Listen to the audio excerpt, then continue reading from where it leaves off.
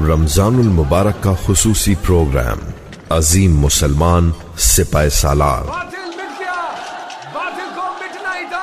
عظیم مسلمان سپہ سالار۔ اسلام کی ابتدا ہی سے ان کے دشمن کسی نہ کسی بہانے سے مسلمانوں کو جنگ پر مجبور کرتے رہے ہیں۔ تاریخ گواہ ہے کہ مسلمانوں نے کبھی مال و دولت اور دنیاوی شان و شوکت کے لیے لڑائی نہیں لڑی۔ انہوں نے تلوار اٹھائی تو ظلم کے خلاف اور مظلوم کی داد رسی کے لیے، اور جنگ میں بھی اسلامی اصولوں پر عمل پیرا رہے۔ اسلام کی تعلیمات کے ساتھ مسلمانوں نے بڑے بڑے معرکے سر کیے اور باطل قوتوں کو زیر کیا۔ اس پروگرام میں مختصر طور پر اسلام کے کسی ایک عظیم سپہ سالار اور اس کے کارناموں کو بیان کیا جائے گا۔ سلطان صلاح الدین ایوبی۔ سلطان صلاح الدین ایوبی کا نام ان فاتحین میں ہوتا ہے جنہوں نے تاریخ کا دھارا موڑ دیا۔ وہ صرف 32 سال کی عمر میں مصر کے وزیر بنے۔ یہ عہدہ ان کے چچا شیر کوہ کی وفات کے بعد خالی ہوا تھا۔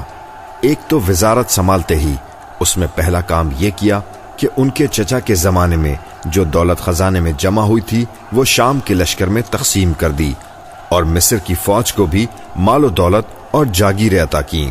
اس کے علاوہ رعایا کی جان و مال کی حفاظت کے اقدامات کیے۔ عدالت کے دروازے ان کے لیے ہر وقت کھلے رہتے تھے۔ اس طرح عوام ان سے بہت محبت کرنے لگی، لیکن جیسا کہ عام طور پر ہوتا ہے، ان کی مقبولیت دیکھ کر کئی حاسد بھی پیدا ہو گئے اور انہوں نے ان کے خلاف سازشیں شروع کر دیں۔ لیکن ان کی خوش قسمتی کہ ان سازشوں کا راز ان پر پہلے ہی کھل گیا اور ان کو کوئی نقصان نہ پہنچا سکا۔ سلطان صلاح الدین ایوبی کے وزیر بننے سے پہلے کئی علاقے مسلمانوں کے قبضے سے نکل چکے تھے اور وہاں مسلمانوں کو بہت تنگ کیا جا رہا تھا۔ چنانچہ صلاح الدین ایوبی نے یہ علاقے واپس حاصل کرنے کے لیے حکمت عملی بنائی۔ بحیرہ قلزم کے کنارے مصر کے علاقے ایلا پر قبضہ ان کی پہلی فتح تھی۔ اس موقع پر ایلا پر اسلامی پرچم لہرایا اور جشن منایا گیا۔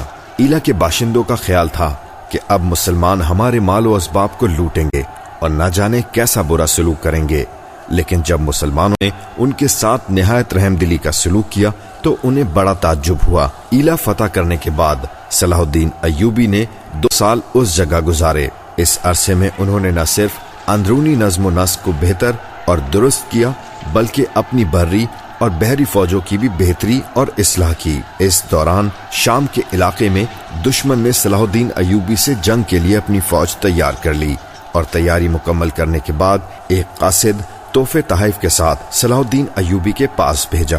اس کا مقصد تھا کہ وہ مسلمانوں کے حالات کا جائزہ لے کر آئے، لیکن صلاح الدین ایوبی کو ان کی اطلاع پہلے ہی مل گئی۔ اس لیے جیسے ہی وہ قاصد ان کے علاقے میں داخل ہوا، صلاح الدین ایوبی کے سپاہیوں نے اسے گرفتار کر لیا۔ اس طرح سازشوں کے تمام ارادے بے نقاب ہو گئے۔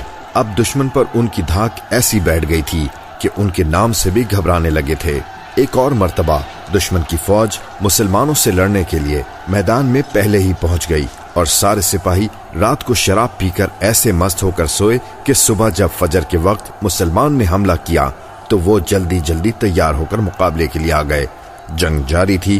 دوپہر کے بعد ایک دم شور بلند ہوا کہ صلاح الدین ایوبی آ گئے۔ یہ سنتے ہی دشمن کی فوج میں بھگدڑ مچ گئی۔ ان کا میدان جنگ میں رہنا دشوار ہو گیا۔ کچھ دیر بعد جب ان کو پتہ چلا کہ صلاح الدین ایوبی خود نہیں آئے تھے بلکہ ایک دستہ بھیجا تھا تو وہ بہت پشیمان ہوئے۔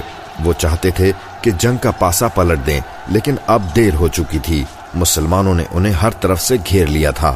آخرکار ان کو میدان چھوڑنا ہی پڑا۔ سلطان صلاح الدین ایوبی جب دمشق کے دورے پر گئے تو ان کے ٹھہرنے کے لیے ایک محل کو آراستہ کیا گیا تھا، لیکن وہ محل میں ٹھہرنے کی بجائے اپنے آبائی مکان میں ٹھہرے اور وہیں اراکین سلطنت سے ملاقاتیں کیں اور عام لوگوں سے بھی ملے۔ مشہور ہے کہ سلطان صلاح الدین ایوبی کو جب بھی پتہ چلتا کہ کسی جگہ مسلمانوں کو لوٹ لیا گیا ہے اور قید کر لیا گیا ہے، ان کے نام و ناموس پر ڈاکہ ڈالا گیا ہے، ان کو مصیبت میں مبتلا کیا گیا ہے، تو ان کے دل میں ہیجان پیدا ہو جاتا۔ غیرت ملی سے وہ دانت پیسنے لگتے اور پھر اللہ تعالیٰ کی بارگاہ میں سجدہ ریز ہو کر گڑ گڑا کے دعا کرتے، اے اللہ، مجھے اسلام کی حمایت اور مسلمانوں کی حفاظت کے لیے ہمت اور طاقت عطا فرما۔